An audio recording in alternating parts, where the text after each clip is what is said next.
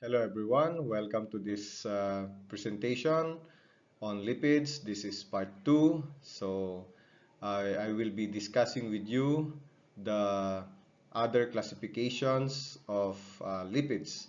So in the past, in the lecture part 1, I discussed to you the um, properties of fatty acids, and you have seen the structure of triacylglycerol or triglyceride, or we call it tag, and we have also seen the reactions of um, tag. Okay, in this presentation we will begin with the um, other classification of lipids. Remember that we were classifying lipids based on function. So the first function or the first classification based on function is energy storage lipids, and that was um, the triacylglycerol or TAG. The second class of lipids is called membrane lipids. Okay, one of the examples of membrane lipids is the phospholipids. Okay, particularly the glycerophospholipids. Now, glycerophospholipid is a lipid that contains two fatty acid and a phosphate group is esterified to a glycerol molecule, and an alcohol is esterified to a phosphate group. So remember that in TAG or in triacylglycerol, there are three fatty acids esterified to a glycerol.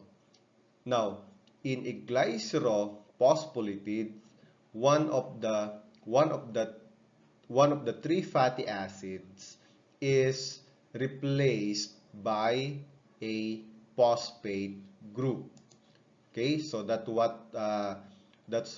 how glycerophospholipid differs from a triacylglycerol. So here in glycerophospholipids, there are only two fatty acids esterified to a glycerol. So as you can see in this structure, this is the glycerol. Okay, this is the glycerol molecule, and then these are the two fatty acids. Okay, now on this carbon, instead of having another fatty acid, what we have now is a phosphoryl group highlighted by a yellow. So that is a phosphate group. That's why glycerophospholipids. Okay, and here on the phosphate group, there can be another molecule that could be attached. Okay, so this is the general structure of a glycerophospholipid. So a glycerophospholipid has two parts, has two components. It has the hydrophilic head, okay, and a hydrophobic tail. Unlike the triacyl or the tag has no polar head. The hydrophilic head is polar. All right, polar. So when you say polar, it associates these molecules, or this molecule associates with water due to the presence of polar or hydrophilic head. Unlike tag, the tag has no polar head. All right. So the tails, the fatty acid tails are hydrophobic. Okay. What you can see here is the this is the general structure of a glycerophospholipids. Okay, remember that these are the glycerol or the carbon atoms in the glycerol moiety. Okay, remember that as I showed earlier, in glycerophospholipids, there are two fatty acids, okay, represented by this R1 and R2. Okay, on this carbon, okay, instead of a fatty acid in a normal tag, what we now have is a phosphate, okay, or a phosphoryl group. Alright, so this is the general structure of the glycerophospholipid. Okay, now this group here can be replaced by another group of atoms. Okay, this can be replaced by another group of atoms. So when hydrogen atom is attached to this oxygen, the name of the glycerophospholipid is called phosphatidic acid. Let me repeat. When hydrogen atom is attached to this oxygen, okay, here, okay, on this oxygen, the glycerophospholipid is called phosphatidic acid. Now, when another group of atom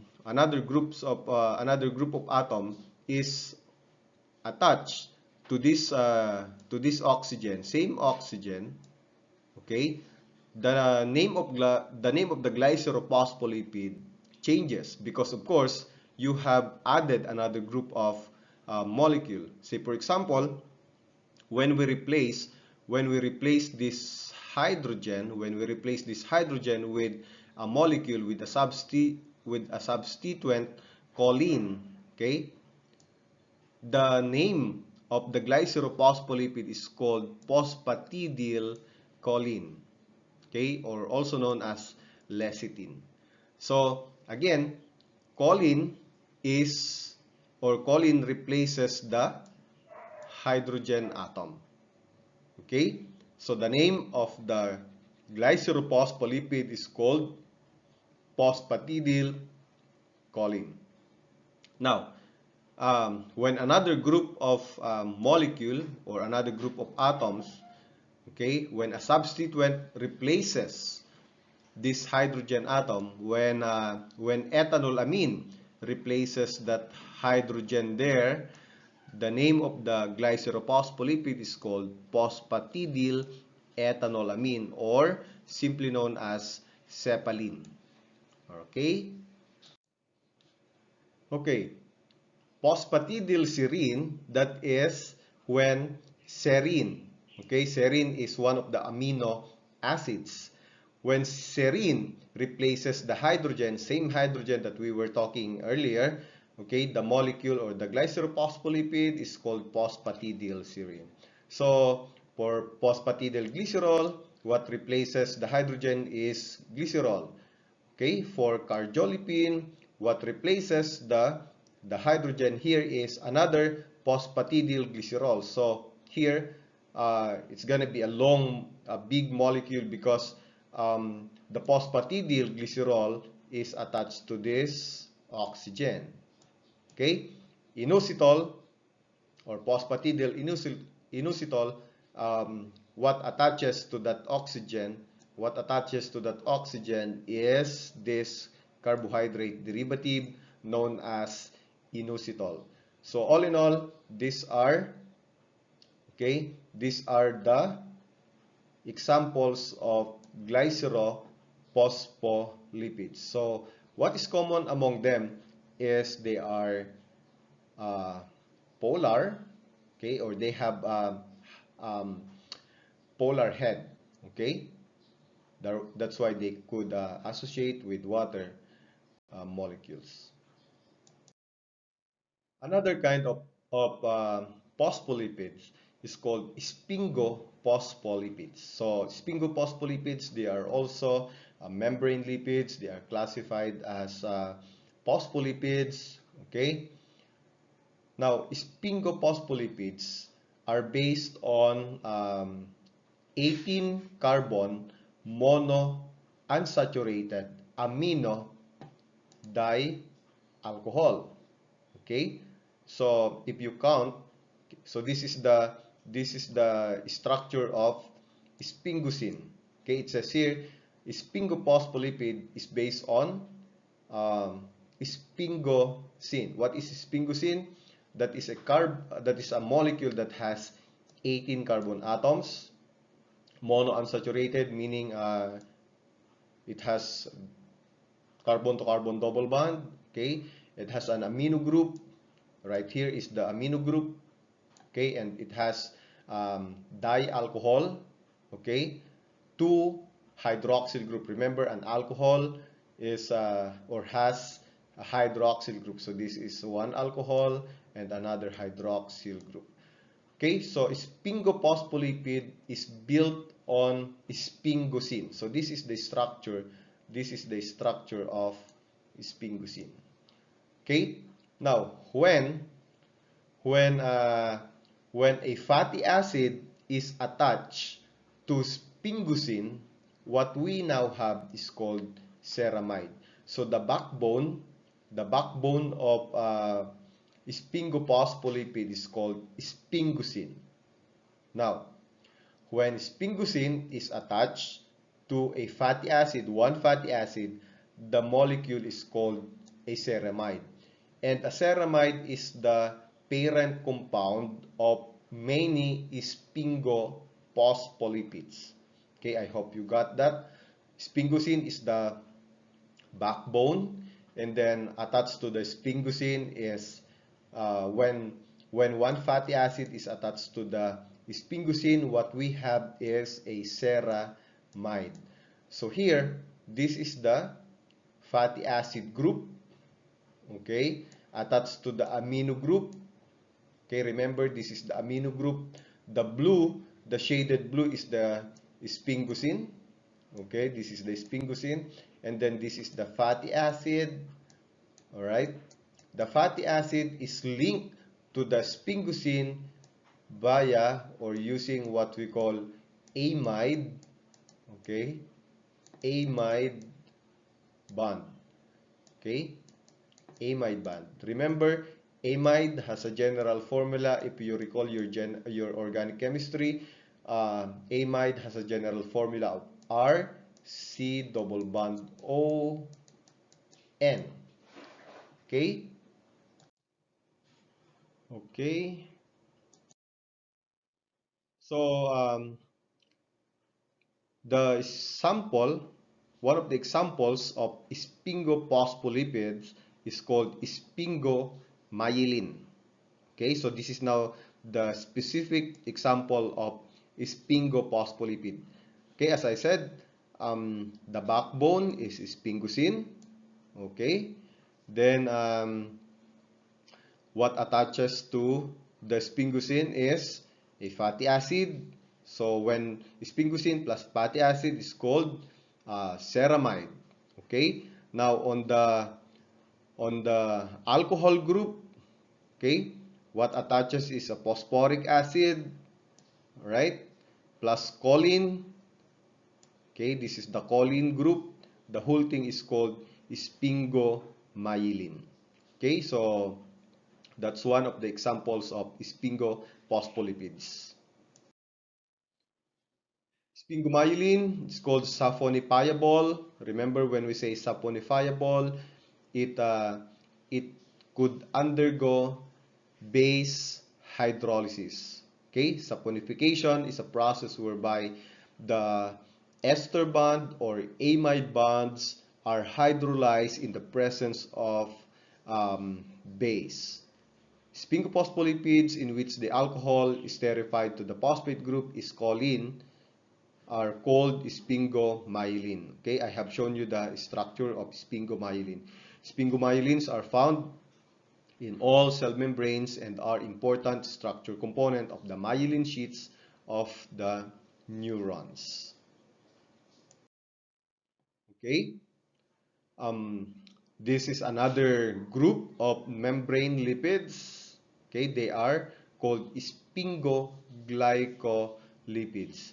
What differentiates this from phospholipid is spingoglycolipids, they have carbohydrates represented by this name glyco. Okay, still spingoglycolipids is they have a backbone which is the sphingosine. Okay, has the sphingosine is attached to fatty acid. Remember, um, when sphingosine has a fatty acid attached, it's called ceramide. Okay. Now, another molecule is attached, which is carbohydrates. In this case, what we have is galactose. Okay. Via glycosidic bond. Remember, glycosidic bond is a bond that connects sugar to another group of compound. Okay, so that's what um, glyco or sphingoglycolipid is. Contains, it says here, contains both fatty acid and the carbohydrates. Okay, one of the examples of sphingoglycolipids is cerebroside. Okay, cerebroside contains a single monosaccharide unit, either glucose or galactose. Okay, in our example, what we have is a galactose. Another example of sphingoglycolipid is called ganglioside.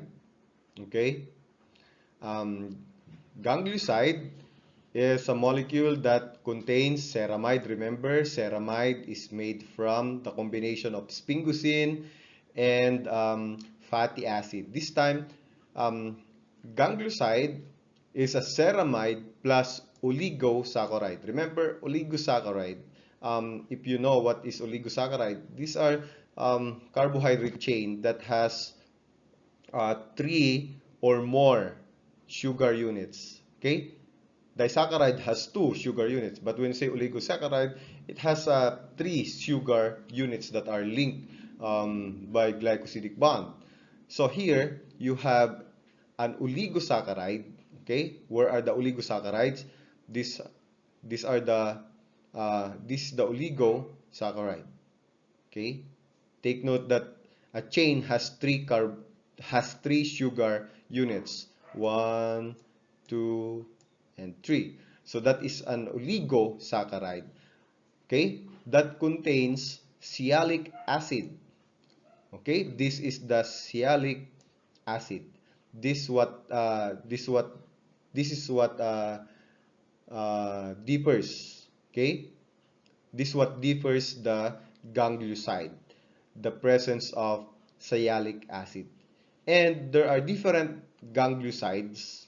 Okay, there are different gangliosides, and they are named. The different gangliosides are named according to the number of sialic acid subunits. And gangliosides are associated with Tay-Sachs disease. Okay, it's a neurodegenerative disease, which is due to the defects in hexosaminidase. This is an enzyme that cleaves the sugar units. Okay, hexosaminidase. It cleaves the carbohydrate units here in the gangliosides. When gangliosides accumulate in the lysosome in the neurons, then it results to this neurodegenerative disease. Okay, this time we have another example of membrane lipids. This time we have cholesterols. Okay, cholesterols are built on a fused ring systems. Okay, and cholesterol is a molecule that has 27 carbon atoms, and it's built on what we call steroid molecule. Okay, steroid nucleus is a lipid whose structure is based on a fused ring system. Okay, so right here, I have the structure of steroid nucleus. Cholesterol is built on this structure. It says it's a fused ring system. It has um, three cyclohexane. Okay, cyclohexane because it's a cyclic molecule. Hexane meaning there are 6 carbon atoms. Okay, so steroid nucleus is built on a fused ring system, 3 cyclohexane rings and 1 cyclopentane ring. Cholesterol is important in human cell membrane, okay, as we will see later, nerve tissue and brain tissue. Cholesterol is also important in the synthesis or production of hormones, vitamins that are essential for life. Our liver synthesizes cholesterol. Okay, that's why cholesterol is non-essential molecule. Non-essential, don't think that it's not needed. Okay, when we say non-essential, as I said before, it can be synthesized. This is needed by the body and it can be synthesized. Unlike essential, okay, essential means it is needed by the body, but the body does not or cannot synthesize or cannot make it. That's why it must be obtained from diet. Liver cholesterol or the liver synthesizes cholesterol approximately 1 gram per day. Okay, so it's not necessary to consume lots of it in the diet. Cholesterol synthesis decreases if it is ingested, but reduction is not sufficient. Okay, so cholesterol synthesis or the production of synthesis or the production of cholesterol, sorry, decreases because of the dietary or the cholesterol that is incorporated from the diet. However, it says here the reduction in production is not sufficient. That's why the excess cholesterol leads to cardiovascular related diseases. Okay. So here, this is the structure of cholesterol. As I said earlier, cholesterol has 27 carbon atoms, and the cholesterol is built on steroid nucleus. This, okay, the rings A, B, C, and D are the steroid nucleus. Okay. However, in cholesterol, there are other carbon atoms that are attached. And likewise, there's a hydroxyl group. That's why all, no? Hydroxyl group on carbon number 3. Cholesterol, as I said, is important, okay, part of the cell membrane because cholesterol regulates the membrane fluidity, okay, in order to allow water molecule to cross in and out the cell. And aside from that, as I said, cholesterol is the starting point for the synthesis of steroid hormones. Now let's go to membrane proteins. In the cell membrane, aside from cholesterol, there are also other components. Okay? One of the components of the cell membrane is protein. The membrane also contains proteins, and these are responsible for moving substances such as nutrients, electrolytes. Okay?